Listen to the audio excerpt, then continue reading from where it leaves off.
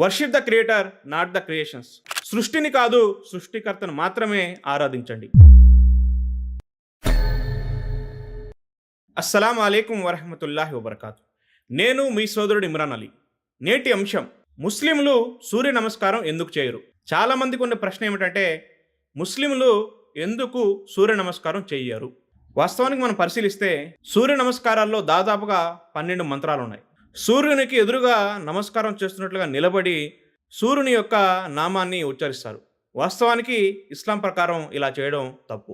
Semitic religions అయినటువంటి Christianity అయినా, Judaism అయినా, ఇస్లాం అయినా ఎవరు కూడా ప్రకృతిని ఆరాధించరు. కేవలం సృష్టికర్తను మాత్రమే ఆరాధిస్తారు. ఎందుకంటే సూర్యుడు సృష్టిలో ఒక భాగం. సృష్టి వేరు, సృష్టికర్త వేరు. మనందరం కేవలం ఆ సృష్టికర్తను మాత్రమే ఆరాధించాలి, సృష్టిని ఆరాధించకూడదు. ఈ ఖగోళ శాస్త్రంలోని అనేక నక్షత్రాల్లో సూర్యుడు ఒక నక్షత్రం మాత్రమే. సూర్యకిరణాలు భూమిని చేరడానికి పట్టే కాలం సుమారుగా 8 నిమిషాలు. 1.3 million earths is equal to sun. అంటే దాదాపుగా 13 లక్షల భూములు ఒక సూర్యునితో సమానం. ఇలా మిలియన్స్ ఆఫ్ సన్స్ కలిస్తే ఒక బిగ్ స్టార్ అవుతుంది. అంటే ఎన్నో కోట్ల సూర్యుళ్ళు కలిస్తే ఒక బిగ్ స్టార్ అవుతుంది. ఇలా బిలియన్స్ ఆఫ్ స్టార్ కలిస్తే ఒక గెలాక్సీ అవుతుంది. ఈ విధంగా ట్రిలియన్స్ ఆఫ్ గెలాక్సీస్ కలిస్తే కేవలం మొదటి ఆకాశం కింద ఇవన్నీ ఉన్నాయి. మొత్తం 7 ఆకాశాలు ఉన్నాయి. ఇంత పెద్ద మహా సృష్టిని సృష్టించిన సృష్టికర్త ఎంత గొప్పవాడో మనకు అర్థమవుతుంది. ఈ మహా విశ్వాన్ని, ఇంత పెద్ద సృష్టిని సృష్టించిన సృష్టికర్తను వదిలేసి సృష్టిలో ఒక చిన్న భాగమైనటువంటి సూర్యుని ఆరాధించడం చాలా పెద్ద తప్పు. ఇప్పటివరకు మనం ఏదైతే మాట్లాడుకున్నామో, స్టార్స్ గురించి అయినా, గెలాక్సీల గురించి అయినా, సన్ గురించి అయినా, ఇదంతా నాసా ప్రకారం ఒక 5% మాత్రమే. అంటే నాసా ప్రకారం ఇప్పటివరకు కనుక్కుంది కేవలం 5% మాత్రమే. తెలియంది ఇంకా 95% ఉంది. కాబట్టి ఈ సృష్టిని సృష్టించిన సృష్టికర్త చాలా గొప్పవాడు. అందుకే ఖురాన్లో తెలియజేయడం జరిగింది. సూర ఫాతిహా సూర నంబర్ 1 ఆయత్ నంబర్ 1, అల్హమ్దులిల్లాహి రబ్బిల్ ఆలమీన్. సర్వలోకాలను సృష్టించిన అల్లాహ్కు మాత్రమే స్తుతులు, స్తోత్రాలు.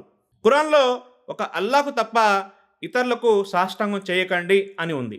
మనం ఖురాన్ పరిశీలిస్తే ఖురాన్ సూర హామీం సజ్దా సూర నంబర్ 41 ఆయత్ నంబర్ 37, లా తస్జుదు లిషంసి వలా లిల్ కమరి వస్జుదు లిల్లాహిల్లజీ కలకహున్న.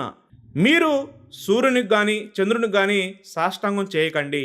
మీరు నిజంగా అల్లాహ్కు దాస్యం చేసేవారైతే సూర్యుని చంద్రుని సృష్టించిన అల్లాహ్కు మాత్రమే సాష్టాంగం చేయండి. ఖురాన్లో చాలా స్పష్టంగా తెలియజేయడం జరిగింది, సూర్యునికి చంద్రునికి సాష్టాంగం చేయకండి.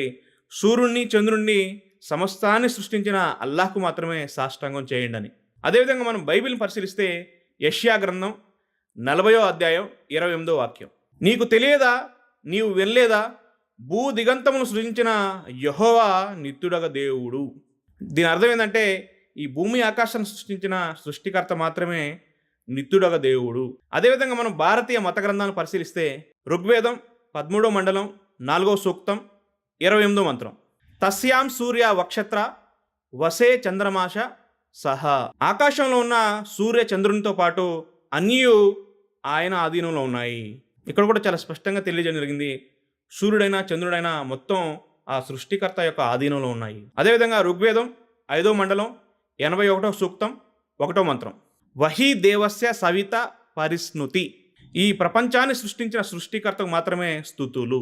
ఇప్పుడు మనం చూసాం, ధార్మిక గ్రంథాల వెలుగులో మనందరం ఒకే ఒక సృష్టికర్త అల్లాహ్ను మాత్రమే ఆరాధించాలి.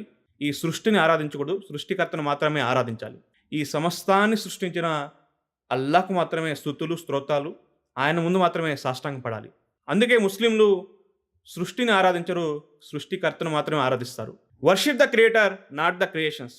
సృష్టిని కాదు సృష్టికర్తను మాత్రమే ఆరాధించండి. చివరిగా నేను అల్లాహ్తో దువా చేస్తున్నాను, అల్లాహ్ మనందరినీ ఈ సృష్టి పూజ నుండి రక్షించుగాక. ఆమీన్. అస్సలాము అలైకుం వరహమతుల్లాహి వబర్కాతు.